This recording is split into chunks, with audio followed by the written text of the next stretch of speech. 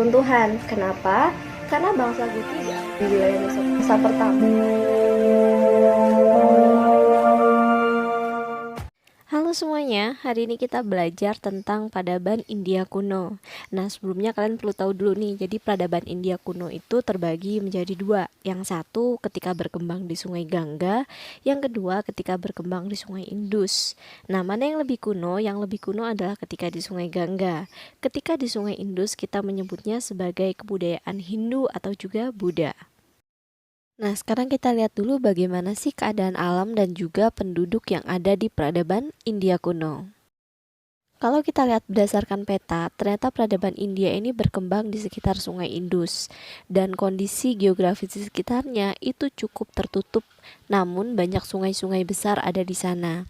Di bagian utara itu ada pegunungan Himalaya, di bagian selatan ada dataran tinggi Dekan, lalu ada Ghat Timur dan juga Ghat Barat. Lalu bagaimana caranya masuk ke wilayah ini?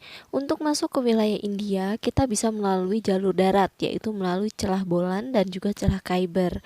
Letaknya di antara pegunungan Pamir dan juga Hindukush di wilayah Barat Daya.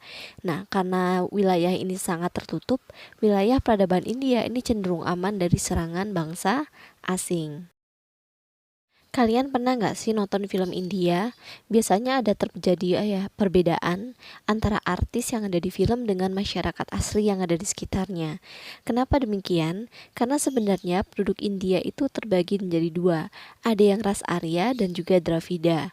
Nah, siapakah yang asli dari India? Yang asli adalah bangsa Dravida. Nah, nanti ketika bangsa Arya masuk ke wilayah India mulai terjadi percampuran.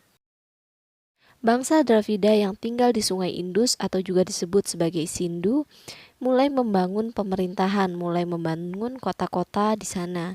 Dua kota yang paling besar itu adalah Mohenjo-daro dan Harappa. Kalau kalian ingin tahu tentang peradaban India, kalian bisa menonton film judulnya adalah Mohenjo-daro. Manusia pendukung peradaban Sungai Indus adalah bangsa Dravida. Nah, bangsa Dravida ini nanti membangun kota di wilayah ini. Mengapa bisa terbentuk kota-kota? Sama seperti peradaban lainnya, hal ini terjadi karena peningkatan jumlah penduduk, sehingga nanti hasil panen menjadi melimpah dan sebagian hasil panen mereka makan, sisanya mereka perdagangkan. Meningkatnya aktivitas perdagangan memunculkan yang namanya kota-kota besar. Karena bangsa Dravida sendiri itu sudah mulai hidup di wilayah ini sejak 5000 sebelum Masehi dan mereka sudah mengembangkan budaya sampai dengan tingkat Neolitikum. Mereka sudah bisa bertani, beternak, dan hidup dalam perkampungan.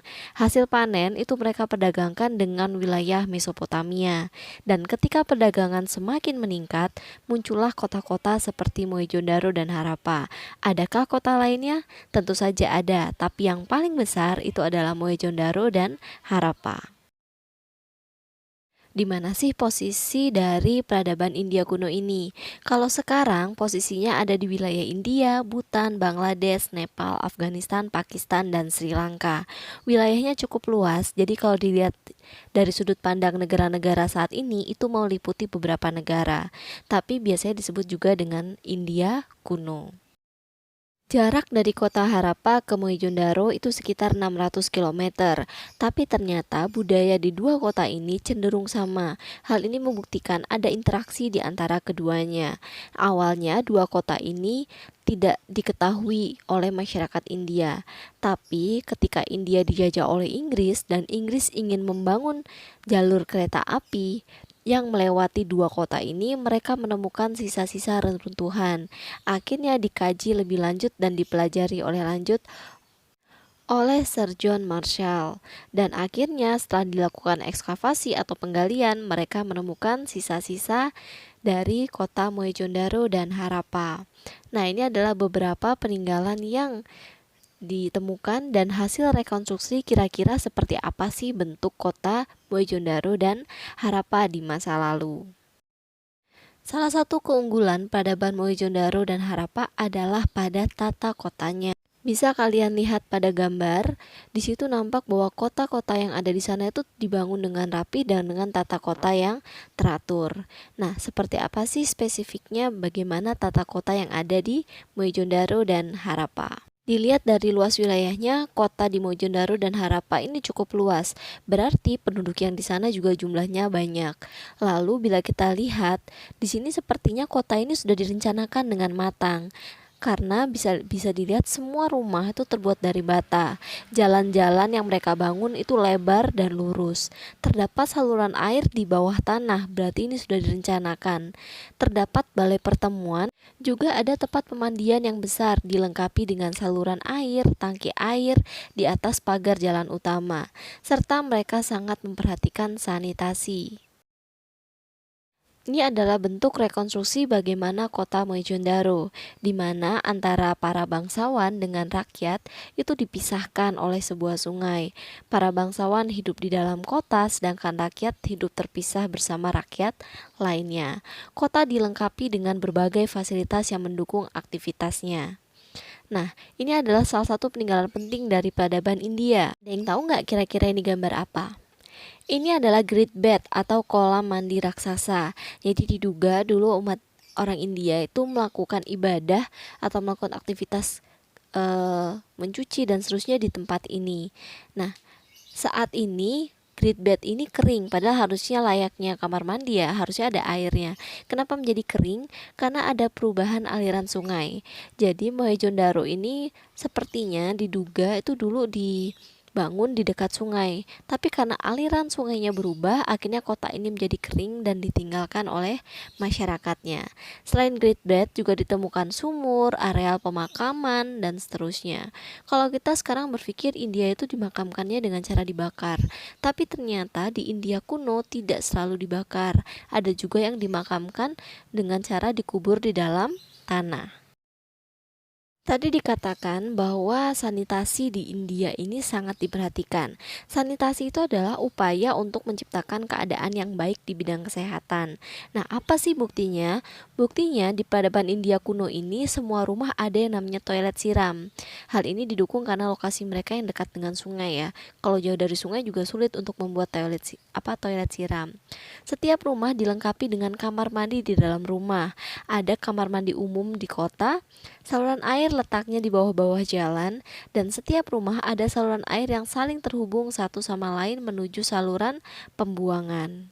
Ternyata sejak dahulu India ini sudah memikirkan tentang kebersihan, karena kalau rakyatnya bersih, otomatis nanti mereka juga akan menjadi lebih sehat, sehingga sanitasi ini perlu diperhatikan. India kuno juga sudah mengenal hukum. Apa buktinya? Kalau kalian masih ingat, tadi gambarnya itu bangunannya semuanya dibuat dengan lurus. Itu tidak mungkin terjadi kalau tidak ada hukum yang mengatur. Bangunan yang lurus, lalu ada tata tertib dalam bidang pemerintahan, itu adalah bukti bahwa India telah mengenal sistem hukum walaupun mungkin sifatnya masih sederhana. Sistem perekonomian, mereka sudah mengenal pertanian, peternakan, dan juga perdagangan. Pertanian mereka semakin meningkat karena mereka telah mengenal irigasi. Mereka memanfaatkan lumpur yang ada dari Sungai Indus, kemudian mereka gunakan untuk lahan pertanian mereka. Apa yang ditanam? Yang ditanam tidak jauh berbeda dengan tanaman tropis lainnya, seperti beras dan bahan lainnya yang mereka butuhkan. Mereka berternak kambing, sapi, kerbau, dan hewan-hewan lainnya. Dan semua hasil pertanian atau peternakan itu mereka bisa perdagangkan dengan Mesopotamia. Mereka telah mengembangkan bahasa dan juga tulisan, tapi tulisan yang mereka kembangkan ini belum sepenuhnya dipahami oleh semua rakyat. Jadi hanya golongan-golongan tertentu saja yang mengerti tulisan yang ada di India. Nah, ini adalah contoh tulisan yang ada di sana. Biasanya tulisan ini ditaruh di kota-kota dan juga di stempel-stempel kerajaan atau stempel para bangsawan. Bila kita lihat hasil budayanya, mereka sudah mempunyai banyak hasil budaya, baik dalam bentuk perhiasan, dalam bentuk tembikar. Ini ada satu contohnya, ini adalah cap keluarga, di mana keluarga bangsawan itu biasanya memiliki cap tersendiri. Yang tentu saja hal ini membuat mereka berbeda dari masyarakat biasa atau masyarakat umum lainnya. Nah, selanjutnya ini adalah contoh karya seni lainnya, yaitu sebuah mangkuk atau gerabah, lalu juga ada patung. Ini adalah kepala laki-laki, ini adalah patung dari pendeta, dan ini adalah patung dari sosok Dewi Kesuburan atau patung wanita. Ini adalah contoh kalung perhiasan yang sudah mereka kembangkan. Walau jumlahnya tidak banyak, ini adalah uang yang mereka gunakan untuk perdagangan. Tapi uang ini tidak digunakan secara luas, karena untuk masyarakat sendiri mereka lebih banyak menggunakan sistem barter. Ini adalah beberapa jenis patung yang mereka buat. Ini adalah gambar dari sapi atau kerbau dan juga gajah. Jadi mereka tidak hanya membuat manusia, tapi juga ada beberapa jenis hewan. Untuk alat, untuk kebutuhan sehari-hari, beberapa mereka masih membuat dari bahan yaitu batu. Ini ada semacam kapak dan juga alat sudip. Dikatakan bahwa India kuno ini cinta damai karena mereka tidak pernah mengembangkan yang namanya benteng pertahanan, hanya sebuah menara pengawas untuk mengawasi aktivitas perdagangan. Mereka telah membuat tombak dan juga mata panah, tapi diduga hanya digunakan untuk berburu karena jumlahnya hanya sedikit. Mereka juga sudah punya pedang, tapi kualitasnya masih rendah. Nah, sistem religi, mereka menyembah sosok dewi yang disebut sebagai Ibu Sindu. Dia adalah seorang dewi kesuburan. Berbeda dengan peradaban lainnya, jadi pada peradaban India kuno periode ini tidak terlalu banyak ada tempat persembahan untuk para dewa. Jadi hanya ada tempat pemujaan biasa. Dan juga ditemukan beberapa cap bergambar lembu jantan, gajah, badak, buaya, serta lukisan pohon besar yang diduga itu adalah gambar dari pohon Bodhi. Lalu kenapa peradaban India kuno yang berkembang di Sungai Indus ini mengalami kemunduran?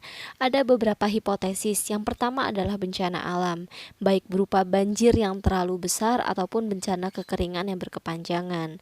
Dan ada juga dugaan karena adanya serangan dari bangsa Arya. Kalau kalian tahu bangsa Arya itu sebenarnya berkembang di Eropa, tapi ketika sebelum Masehi kalian tahu Yunani, Romawi itu sering terjadi perang dan akhirnya ada beberapa bangsa Arya yang melarikan diri ke wilayah Asia dan ternyata mereka bertemu dengan bangsa Dravida. Bangsa Arya memiliki teknologi yang lebih canggih daripada bangsa Dravida sehingga ketika terjadi perang, bangsa Dravida mengalami kekalahan dan akhirnya mereka menguasai wilayah dari bangsa Dravida. Makanya kalau kita lihat sekarang, bangsa Dravida kalau di India tuh banyak terdesak ke wilayah-wilayah pegunungan seperti yang ada di Bangladesh. Nah, ada juga hipotesis yang ketiga yaitu persaingan sesama bangsa Dravida. Itu dia penjelasan saya tentang peradaban India yang berkembang di Sungai Indus. Pertemuan selanjutnya kita akan membahas tentang perkembangannya dan perubahannya sampai akhirnya muncul peradaban di Sungai Gangga. Sampai jumpa. Kenapa? Karena bangsa Guti di wilayah Mesopotamia pertama.